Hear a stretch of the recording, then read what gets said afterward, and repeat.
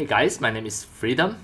How to set speeds for any of the 3D animations in iClone to make it faster or make it slower.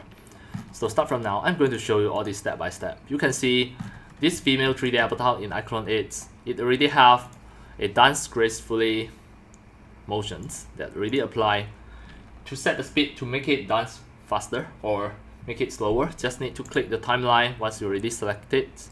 Now just right click, you should be able to see a set speed.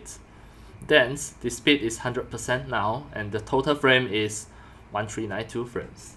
So let's say the speed, I make it become 300, it is going to become a 3x speed. I apply it now, we try again to play it. Now you can see all of the animations already perform faster.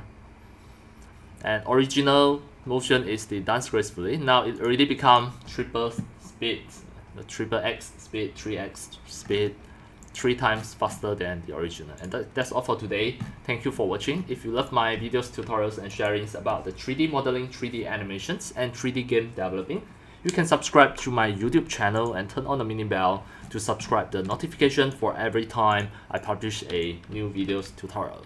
See you in my next video.